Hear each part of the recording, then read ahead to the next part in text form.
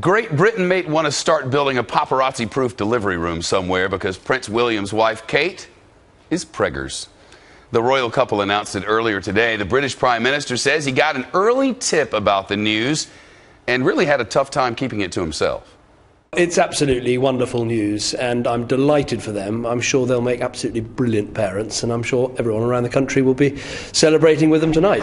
I'm sure they will. We don't yet know whether it's a boy or a girl. We don't even know if it's one or two.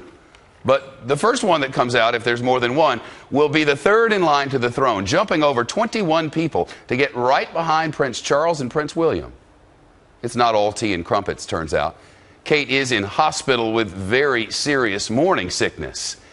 In fact, the kind of morning sickness that Fox Reports chief correspondent Jonathan Hunt will tell us sends you to the hospital for some time. I didn't even know about this. Yeah, you got all these newspapers, websites, TV networks falling over themselves with excitement about this pregnancy, but Kate Middleton herself is really not having a very good time. She's in the hospital.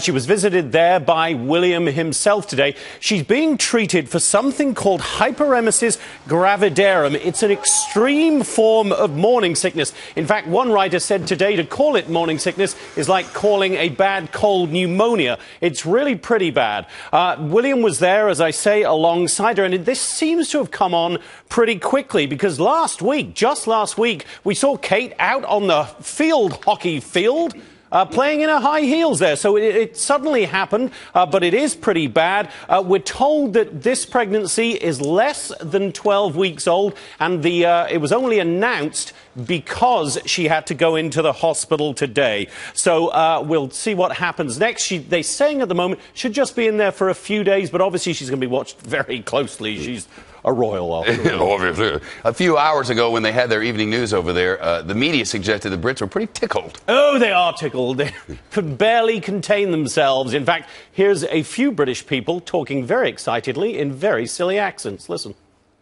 They're a lovely couple. They're having a child. Wow, what a thing for the country and the world, really, because these royals are our future. I'm delighted because I just think she's kind of a normal person going into the royal family, and I just think it's what we hope for her. I just wish her a happy pregnancy. Now, every detail of this pregnancy will be followed obsessively by the British press. Even some of the so-called quality newspapers already wondering aloud where this baby or babies may have been conceived. They say babies because this illness apparently happens more frequently to women who are carrying twins. And then there's the betting on the baby names. John, Charles and George high up in the running for a boy, Francis, Victoria and Diana for a girl, and having some bets placed on them apparently at williamhill.com, Brooklyn and Chardonnay. Personally, I'd go for Sauvignon Blanc, but that's probably too double-barreled even for the royal. But even if it's a girl, she will be first in line to the throne after William. They've changed the rules. It always used to be you had to be a boy to be first in line, but now the girl can get it too. Congratulations, Jonathan. Equality in Britain, it's marvellous thing. Jonathan Hunt live with us. Thank you.